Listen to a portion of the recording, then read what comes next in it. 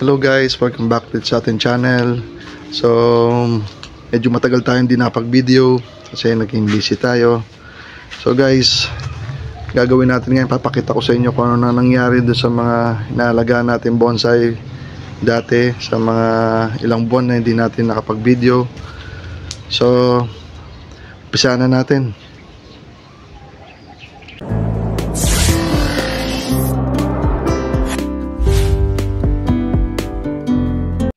So guys, umpisahan natin dito sa ating bougainvillea. So, ito yung isa sa pinakauna sa mga videos natin. So, ayan guys, ito yung nabulok yung kalahati nung katawan niya. So, ginawa natin, lagyan natin siya ng media dito para magkaroon ng ugat ulit papunta dito. So, bali ang magiging resulta nito ay exposed roots. Yan guys, nagpo-full bloom na sila. Tapos ito naman yung isa. So, ito na, pakita ko lang. Yan.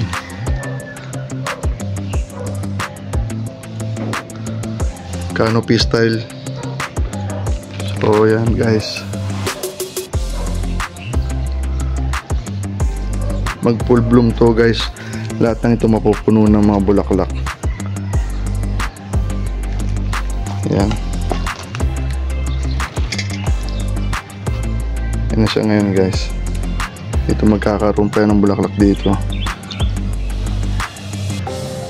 So pagkatapos ng full bloom nito, i-prune natin ulit, shape natin ulit siya ng dome shape. I-maintain lang natin pag ganun, triangle shape guys. Mapapansin nyo mataas dito, tapos pababa dito. Yan guys. Tapos meron tayong mulberry. Isa rin to sa mga pinakauna sa videos na in-upload ko. So i-re-repat ko to kasi kita nyo naman nagkasira-sira na yung paso, sobrang tagal. Yan, laki ng mga bunga niya guys. Variety nito ay tawag dito yung Illinois.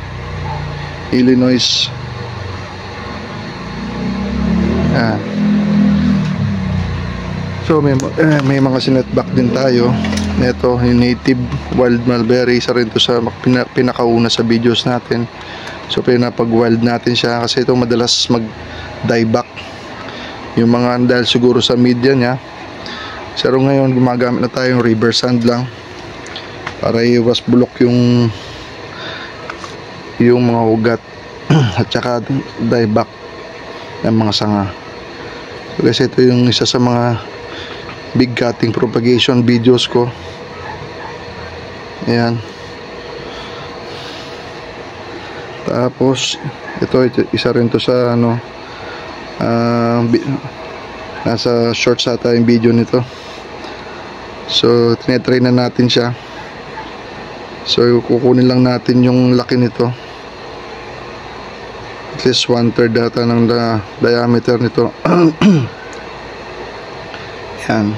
Tapos putol tayo dito, doon. So hanggang dito siguro to. Tapos gano'n na naman yung sanga. So meron din akong gustong pakita sa inyo guys. Ito ay isang malatinta.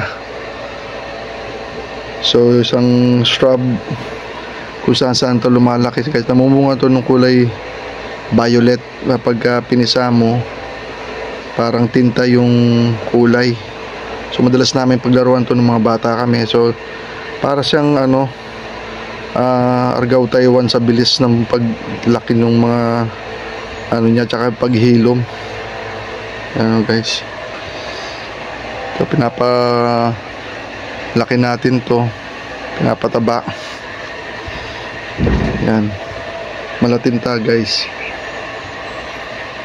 Di siya maselan kahit yung cuttings tutubo.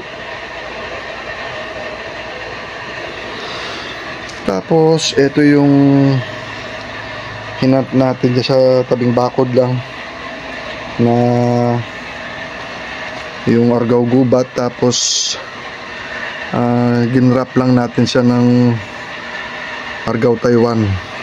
Yan. So pinapa-weld natin to para lumaki yung mga sanga niya. Ayan. Tapos meron din tayo ditong ano yan, argaw Taiwan. Yan siya guys, oh. Ito, linatag ko na yung mga ugat niya. Isa rito sa pinakamagandang material na pwede nyong gamitin kasi na hindi ito maselan. Kahit i-bare root mo siya, tutubo pa rin guys.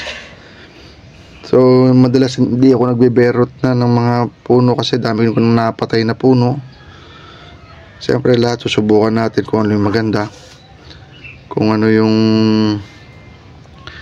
magandang gawin pag root bound na yung ating puno. So ito wala siyang problema kung nire-repat mo yung bare root mo, tutubo pa rin siya kasi napakabilis nitong mag-develop guys. Meron din tayong maliit dito na tinitrain. Ayan.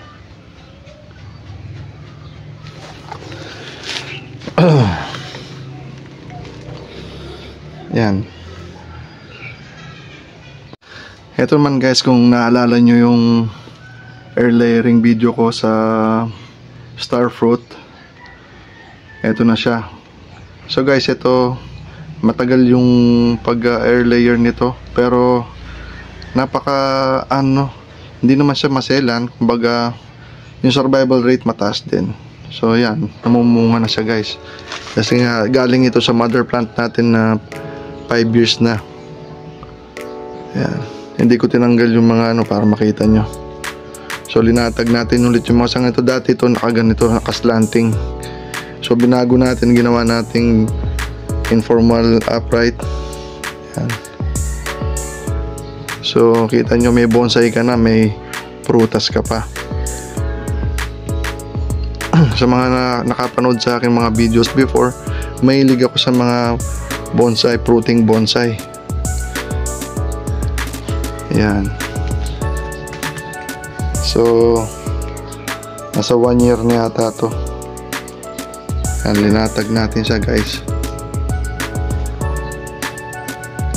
So yung paglatag natin dito, pag mag setback tayo dito, yung triangle shape din. So mula dito, yan, pag magputol tayo ng mga sanga, kailangan triangle shape para lahat na tatamaan ng araw. So ito yung sinasabi ko, reverse sand na lang yung ginagamit natin para iwas bulok ng mga ugat. Yan guys. Yung pa sa ibang araw papakita ko paano ko ginagawa yung media nito sa sa construction, yung ginagamit sa pa-construction na buhangin. Hugasan mo lang yun guys, magiging ganito. So napakabilis lang pag-drain nito. Di katulad ng pag ginamit mo media, meron siyang halong tawag dito, yung substrates na compost. Yun medyo hindi maganda sa long term. Nabubulok yung mga ugat, nagda-dieback yung mga sanga. Ayan guys, so natag natin yung mga twisted ang dating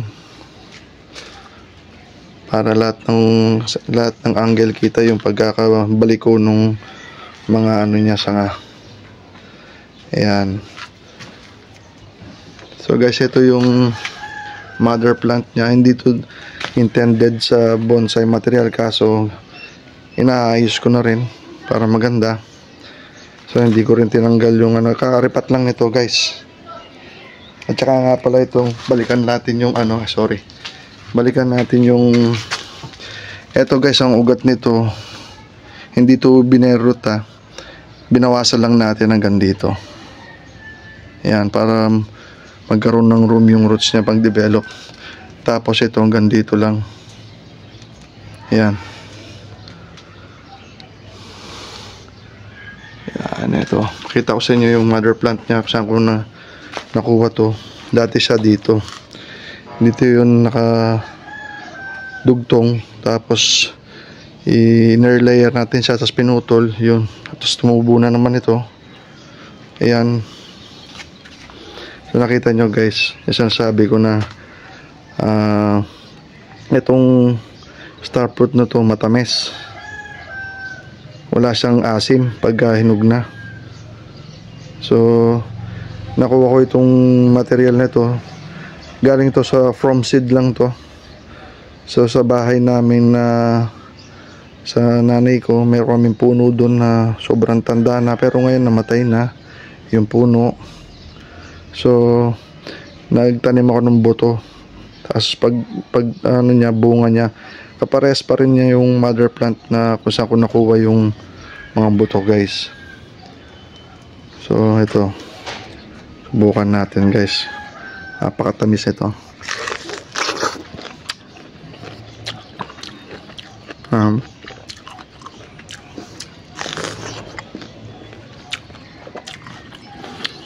Walang ganong naninira ngayon mga panahon ng ganito.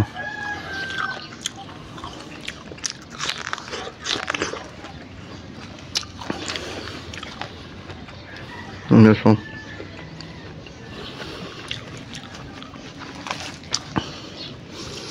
ayan na guys, oh. Laki nito. Ito pa, tinog na rin.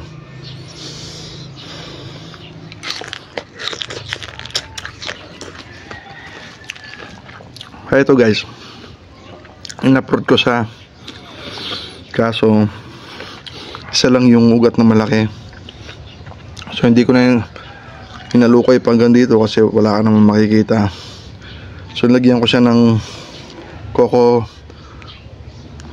pit dito para magkaroon ng ugat papunta rito guys. Yan, river sand na rin ginamit ko dito. Ito na sa taas, medyo nalagyan lang ng organic matter yung pinakataas.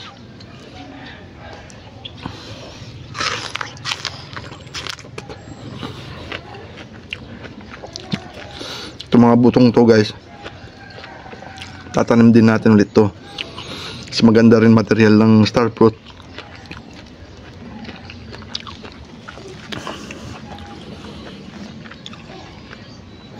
Problema lang dito, pag na-wire mo na kagaya nito, ang lakas nung ano niya, apical dominance, pilit pa rin siyang nag-stretch out.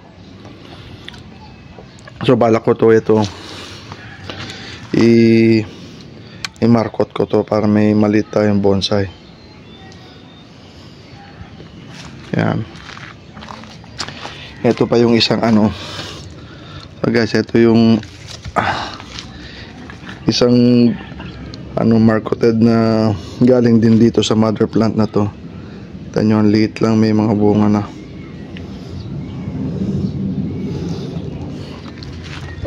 From seed, isang ano lang guys, tawag dito, wala pang isang taon magbubunga na yung star fruit kahit na from seed lang. Ito naman isang big cutting propagation din natin. So tinitrain natin to, pinapa-weld natin, tapos i-wire. Wala siyang tumubo dito, pero ito meron pa siyang bud dito. Hintay ko siyang mano para may latag natin banda rito. Ayan.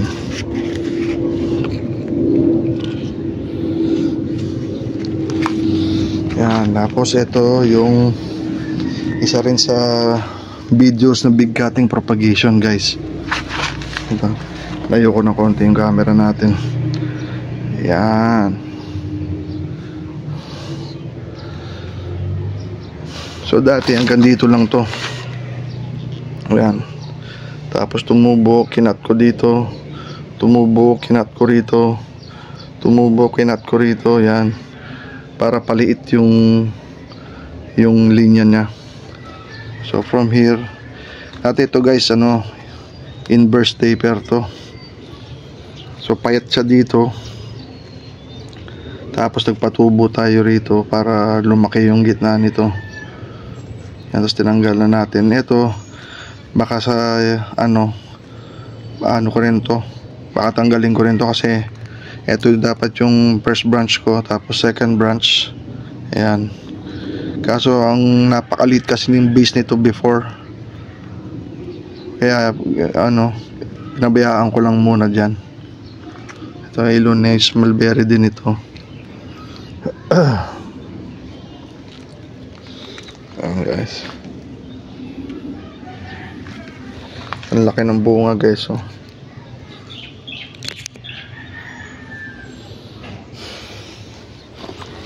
So ito, reverse sand na rin ginamit natin dito. So hindi na tayo nag root beer din nung transplant natin. Nagbawas lang tayo guys. Yan, ganyan siguro yun na binawasan lang natin. Tapos hindi ko na sinilong, diretso na sa dahil hindi naman to naka bare root na style. Binawasan ko lang yung ugat niya. Ayan guys. So linatag ko na lahat yung mga niya, yung mga sanga. So magpapa-weld na naman tayo dito, tapos magse-setback. Ganun lang naman yung sa bonsai guys. Tapos may mga negative space din tayo. Sabi ng mga masters, kailangan yung bonsai may mga negative spacing. Okay, so sinunod na natin yun. Tapos ito yung pinakamalaking bonsai material natin na mulberry. So inulit ko to guys kasi wala siyang tapering yung mga sanga niya. So pinapa-weld ko siya ngayon. Ayan guys, ang laki nito. Ito hindi pa to naka-reverse sand yung kanyang yung kanyang media, kaya dieback siya ng dieback. So one of these days lilinisin din natin to at papalitan ng media. Yan.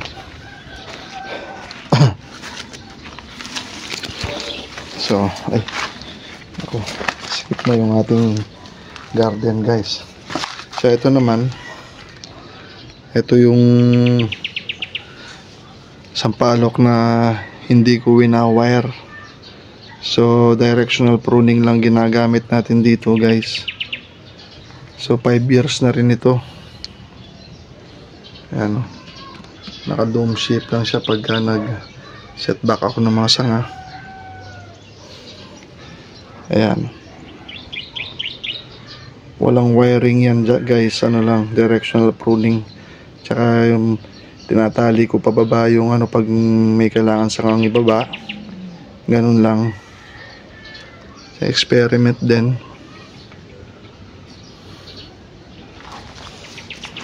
Yan.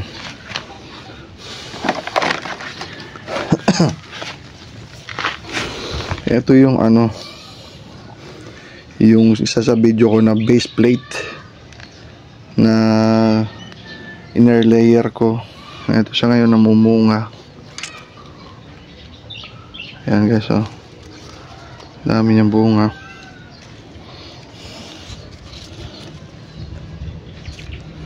Ayan.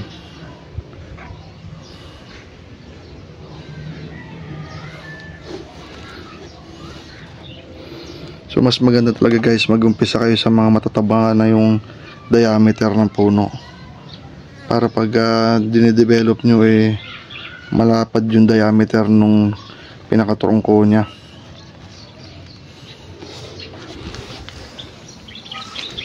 Tapos yun, napabayaan ko na rin ito. Isa rin to sa mga unang videos ko, pero balak ko to guys, puputulin natin dito, tapos iaangat to para magsisimula tayo ulit ng first branch. Yan, tapos may tumubo rito, kaya rito ulitin natin guys, kasi wala siyang taper yung pinakasanga niya. Putulin natin dito, tapos i-upright natin lang konti. Yan.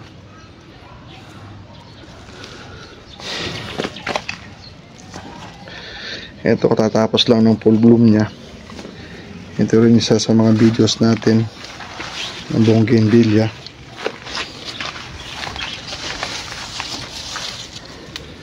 Nakatapos lang niya guys.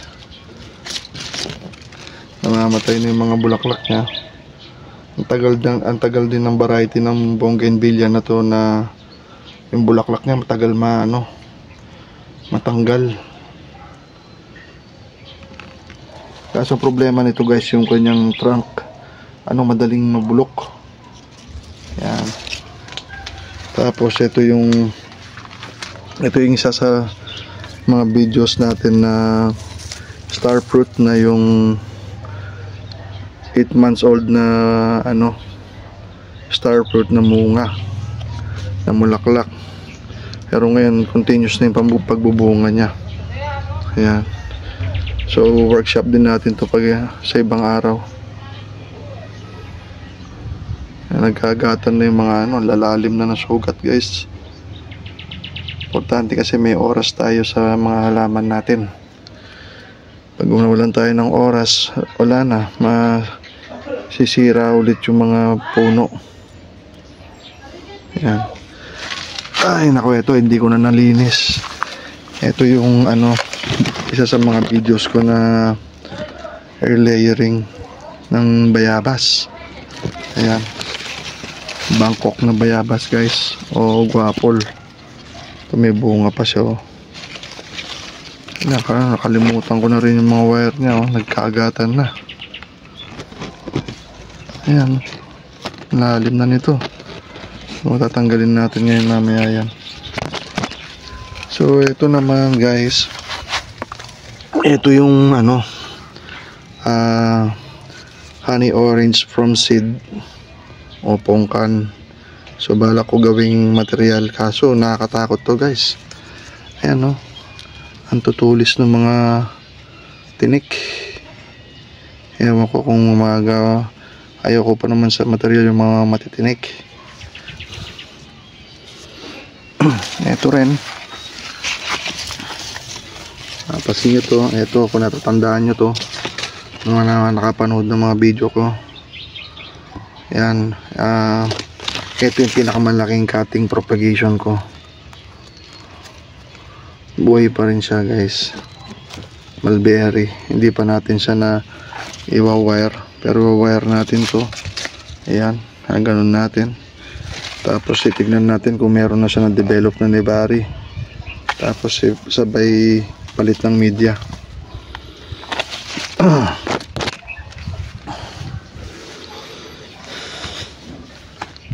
So guys, ayun lang naman mga kaganapan sa ating garden, bonsai garden. Ayan. Ayan. So guys, nakarating na tayo sa dulo ng ating video. So yung makapanood nito, please subscribe to my channel and hit the notification bell for more videos. Thank you for watching The Yard Grower.